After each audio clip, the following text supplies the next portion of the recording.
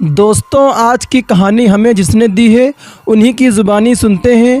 तो चलिए कहानी शुरू करते हैं। आज की कहानी हमें जिसने दी है वो है नौशीन। नौशीन कहती है कि ये 3 साल पुराना वाक़या है। हमारा घर बहुत ज़्यादा बड़ा था और पहाड़ी पत्थरों से बना हुआ था। हमारा घर कुछ इस स्टाइल से बना हुआ था कि पहले कमरे और कमरों के आगे बहुत बड़ा बरामदा था, और जब सर्दियां पड़ती तो हम अपने बरामदे के गर्म पर्दे गिरा लेते और बरामदे में आग जलाया करते थे, जिससे हमारा घर बहुत ज़्यादा गर्म हो जाता था और हमें सर्दी का एहसास भी ना होता था। हम बहनों की ये आदत थी, हम खाना खाने के बाद बरामदे में टहला करते थे। उस दिन भी हम लोग बरामदे में टहल रहे थे। हमारा बरामदा बहुत ज़्यादा लंबा था।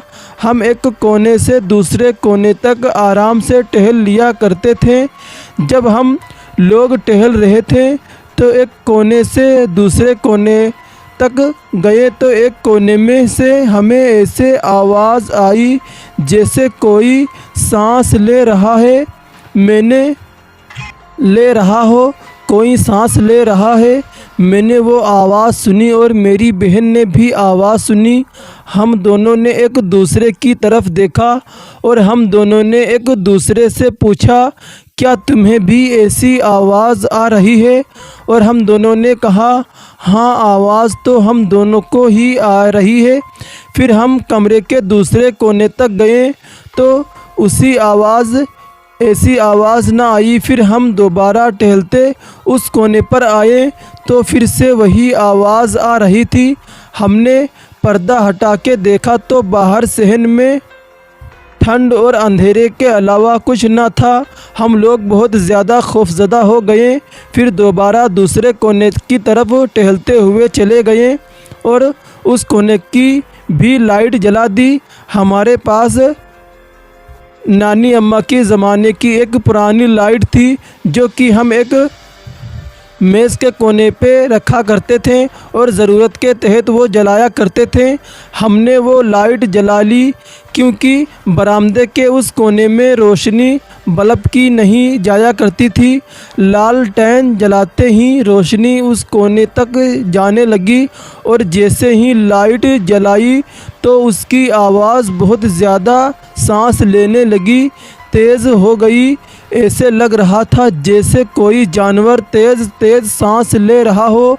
बहुत ऊंची आवाज़ सांस लेने की आवाज़ थी। हम दोनों बहनें बहुत ज़्यादा डर गए कि आज से पहले तो कभी हमारे घर में ऐसा वाक़या नहीं हुआ। हम दोनों अपने कमरे में आ गईं। हम दोनों बहनों का एक ही कमरा होता था। फिर हमने कमरे का दरवाज़ा अंदर से बंद कर लिया और इस बारे में डिस्कस करने लगे कि ये क्या माजरा है। तो हमें ऐसा महसूस हुआ जैसे कि बाहर अभी भी कोई टहल रहा है। हमारा वहम था या हकीकत थी, लेकिन बाहर टहलने की साफ आवाज़ आ रही थी। काफ़ी देर तक हम लोग खौफज़दा रहे। फिर मेरी बहन ने कहा कि रात काफ़ी हो गई है, अब हमें सोना चाहिए। फिर हम लोग सो गए। रात का ना जाने कौन सा पहर था। जब मेरी आँख खुली तो कमरे में गुप अंधेरा था, क्योंकि हम बहनें रात को सोने से पहले कमरे की लाइट ऑफ कर देती थीं। लेकिन मेरी आँख उस वजह से खुली कि बाहर मुझे अम्मी के बोलने की आवाज़ आ रही थी। ऐसा लगा था जैसे अम्मी की किसी से बात कर रही हैं। मैं बहुत आहिस्ता डर गई। अम्मी की तबीयत ख़राब हो गई हो, लेकिन जैसे ही अम्मी बात कर रही थी उसकी ज़बान मुझे समझ नहीं आ रही थी। मैं उठी और बग़ैर सोचे समझे कमरे का दरवाज़ा खोल दिया। मैंने अपनी बहन को भी नहीं जगाया। मैंने कहा, अम्मी क्या हुआ? बाहर देखा तो कोई ना था और लाइट जल रही थी और बरामदे में कोई भी नहीं था। लेकिन जब मेरी नज़र कमरे के उस कोने पे गई जहाँ से हमें सांस लेने की आवाज़ आ रही थी, तो मैंने किसी को वहाँ बैठे हुए देखा। काफ़ी सफ़ेद कपड़ों में बैठा हुआ था। वो कोई सफ़ेद कपड़े पहने था और सर पे भी उसने सफ़ेद कपड़ा लिया था। जब उसने अपना हाथ लालटेन के आगे किया तो काला सियाह हाथ जला हुआ था और मुझे ऐसे लगा जैसे वो मुझे अंदर जाने का इशारा कर रही हो या कर रहा हो या अपने पास बुला रहा था, और पता नहीं किसी ज़बान में कुछ पढ़ रहा था। मैं तो बहुत ज़्यादा खौफज़दा हो गई और जल्दी से अंदर चली गई और अपनी बहन को भी कुछ ना बताया और अपने बिस्तर में जाके कंबल के अंदर मुंह दे लिया। मैं थर-थर काँप रही थी। सुबह ना जाने किस टाइम मेरी आँख खुली। अम्मी ने ही आकर मुझे जगाया। मैं बहुत ज़्यादा बुखार में तप रही थी। अम्मी बहुत ज़्यादा खौफज़दा हो गई कि मेरी बेटी को अचानक क्या हुआ है। फिर मैंने अपनी अम्मी को और बहन को इस घर के बारे में और रात की सारी कहानी सुनाई।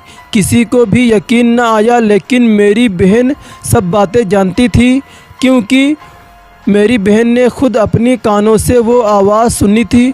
उसने जब बताया घर के अफराद को तो फिर सबको यकीन आया। मैं मुसलसल 3-4 दिन तक बुखार में मुब्तला रही। हमारे घर में कोई पुरस्रार मखलूक मौजूद थी जो कि अपना आप सर्दियों में ज़ाहिर करती थी, गर्मियों में नहीं करती थी, क्योंकि हम लोग गर्मियों में चारपाइयाँ डालकर बाहर बरामदे में सोते थे। जब सर्दी में हम लोग गर्म कंबल डाल लेते थे तो फिर वो मखलूक अंदर बरामदे में चला फिरा करती थी। जब मैं मुसलसल 3 दिन तक ठीक ना हुई तो अम्मी फिर एक बुज़ुर्ग को लेकर आई। उन्होंने मुझे दम किया और घर का हिसार बांधा और बताया कि आपके घर में पुरअसरार मखलूक मौजूद है जो अपना आप सिर्फ सर्दियों में ज़ाहिर करती हैं। मुझे मुसलसल 3-4 दिन तक दम कराया। फिर जाके मेरा बुखार उतरा और मेरा खौफ कुछ कम हुआ। फिर हमारे घर का उन्होंने हिसार बांध दिया तो उस मखलूक ने हमारा घर छोड़ दिया, और जो कोई भी मखलूक थी उसने आज तक हमको तंग नहीं किया। लेकिन उसके चलने फिरने से और उसके यूँ ज़ाहिर होने से हमें बहुत खौफ आता। हमारा गांव बहुत ज़्यादा पुरअसरार और खौफनाक है, क्योंकि सर्दियों में हमारे गांव में बहुत जल्द सब लोग घरों में बैठ जाते हैं और कोई भी बाहर नहीं निकलता, क्योंकि बहुत ज़्यादा ठंड होती है। इसलिए सब अपने घरों में रहना पसंद करते हैं। सिवाय ऐसी बहुत सी चीज़ें, जिन्नात, भूत प्रेत लोगों को अपना आप ज़ाहिर कराते हैं और बहुत से घरों में ऐसे वाक़यात हो चुके हैं। हमारे गांव के लोग बताते हैं कि लोगों ने खुद अपनी आँखों से अक्सर बहुत दफ़ा ऐसी मखलूक़ात को औरत की शक्ल में या किसी और शक्ल में गांव में चलते फिरते देखा है। दोस्तों, रिया अपने मम्मी सुमन और पापा विनोद के साथ दिल्ली में रहती थी। वो हर साल अपने मम्मी पापा के साथ गर्मियों की छुट्टियों में ननिहाल जाती थी। उसका ननिहाल अलीगढ़ ज़िले में है। एक बार की बात है, रिया के स्कूल की छुट्टियां पड़ चुकी थीं।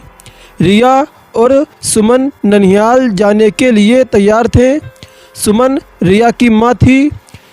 विनोद को ऑफिस में काफ़ी काम होने की वजह से शाम को छुट्टी मिल पाई थी। दिन ढल चुका था। सुमन ने कहा, अब रहने दो, अब जाने का कोई समय नहीं है। सुबह होते ही हम अलीगढ़ के लिए निकल जाएंगे। इस पर विनोद जी ने कहा, हमारे पास खुद की कार है, दिन ढल गया तो क्या, हमें कौन सा दूसरी गाड़ी बदलनी है। फिर रिया भी ज़िद करने लगी, मम्मी अभी चलो ना, मुझे अभी नानी के घर जाना है। रिया और विनोद के बहुत जिद करने पर सुमन जाने के लिए तैयार हो गई, लेकिन अंदर ही अंदर न जाने क्यों उसका दिल घबरा रहा था। अब रात हो चुकी थी और इन लोगों की गाड़ी सड़क पर चले जा रही थी। रात की वजह से सड़क पर गाड़ियों का आना जाना कम हो गया था। विनोद कार चला रहा था। सुमन और रिया पीछे की सीट पर बैठे थे। जिस गांव में उन्हें जाना था वो गांव अलीगढ़ से करीब 20 किलोमीटर दूरी पर था। फिर वो लोग अलीगढ़ पहुंच चुके थे। आगे का रास्ता कच्चा और सुनसान था। वहाँ कोई आता जाता नहीं था। गाड़ी अब कच्चे रास्ते पर चले जा रही थी। थोड़ी ही देर चलने पर गाड़ी अचानक से रुक गई। फिर रिया ने पापा से कहा, पापा क्या हुआ गाड़ी में? गाड़ी बंद क्यों हो गई है? बेटी की बात सुनकर विनोद जी ने कहा, पता नहीं बेटा, उतर कर देखता हूँ। फिर सुमन जी ने कहा, जल्दी से देखिए और यहाँ से चलिए, कितना सुनसान रास्ता है, मुझे कुछ ठीक नहीं लग रहा है। फिर कार से उतरकर विनोद जी ने गाड़ी के बोनट को खोल कर देखा, लेकिन गाड़ी में कहीं कोई भी कमी नहीं दिख रही थी। वो कार के अंदर आकर बैठ गए और कुछ सोचने लगे। तभी सुमन जी ने कहा, क्या हुआ, चलिए ना। विनोद अभी भी कुछ सोच रहे थे। फिर सुमन ने रिया के पापा के कंधे को पकड़कर ज़ोर ज़ोर से हिलाया और कहा, क्या हुआ, क्या हुआ, सोचने में क्या सोच रहे हो? जल्दी चलिए यहाँ से, मुझे बहुत अजीब सा महसूस हो रहा है। यहाँ एक तो सुनसान रास्ता, ऊपर से रात, जल्दी चलिए। अब विनोद जी ने कहा, मैं ये सोच रहा हूँ कि गाड़ी में कोई खराबी नहीं है, फिर गाड़ी रुक क्यों गई है? देखिए, पता नहीं गाड़ी स्टार्ट हो जाए तब। फिर विनोद जी ने गाड़ी स्टार्ट करने के लिए चाबी घुमाई और गाड़ी एकदम से स्टार्ट हो गई। अब कार दोबारा उस रात के अंधेरे को चीरते हुए फिर अलीगढ़ से आगे बढ़ने लगी। अभी थोड़ी ही दूर कार चली थी कि रिया एकदम से चिल्लाई, मम्मी। अपनी बेटी की बात सुनकर एकदम से विनोद जी ने कार को रोका। दोनों मम्मी पापा रिया से कहने लगे कि क्या हुआ बेटा, चीखी क्यों? इस पर रिया ने कहा, पापा पापा, मुझे ऐसा लगा जैसे हमारी कार के नीचे एक आदमी और औरत आ गए हैं और वो कुचल गए हैं। और वो औरत बहुत से भयानक रूप में थी। उसका चेहरा बहुत ही डरावना था और वो आदमी ऐसा लगता था जैसे वो कोई भूत है। रिया की बात सुनकर विनोद जी ने कहा, नहीं बेटा, ऐसा कुछ ही भी नहीं है। अगर वो औरत या आदमी हमारी कार के नीचे आते तो हम लोग ज़रूर जानते। फिर विनोद जी ने कहा, नहीं बेटा, ऐसा कुछ भी नहीं है, और वैसे भी रात बहुत हो चुकी है, मुझे नहीं लगता ऐसे में इस रास्ते पर हमारे अलावा कोई और भी होगा। दोस्तों, रिया की आंखें डर से फटी हुई थी और वो कह रही थी, नहीं पापा, नहीं पापा, अभी मैंने देखा है उस चुड़ैल और उस भयानक भूत को। सुमन ने कहा, गाड़ी थोड़ी सी तेज़ चलाइए। गाड़ी की रफ्तार विनोद ने तेज़ कर दी। तभी कार के शीशे में विनोद को एकदम एक डरावना चेहरा दिखाई दिया। उस डरावने चेहरे को देखते ही विनोद का हाथ स्टीयरिंग से एकदम से छूट गया, क्योंकि विनोद जी उस चेहरे को देखकर इतना डर ही गए थे कि उनका अपने ऊपर कोई बस नहीं चल रहा था। फिर गाड़ी का स्टीयरिंग उनके हाथ से छूट गया। फिर इधर उधर गाड़ी चलने लगी। जैसे तैसे करके विनोद ने अपने आप को और गाड़ी के संभालते हुए रोक दिया। सामने एक चुड़ैल और एक भूत दिखाई दिया जो गाड़ी रोकने का इशारा कर रहे थे, लेकिन विनोद ने गाड़ी नहीं रोकी बल्कि गाड़ी की रफ्तार और तेज़ कर ली, क्योंकि अभी तक तो वो रिया की बात पर विश्वास नहीं कर रहे थे। और अचानक से उन दोनों को ऐसे कार के सामने आना और लिफ्ट मांगना सुमन और विनोद को डर से भर देने के लिए काफ़ी था। विनोद तो पसीने से लथपथ गाड़ी को अंधाधुंध रफ्तार में भगाए जा रहे थे।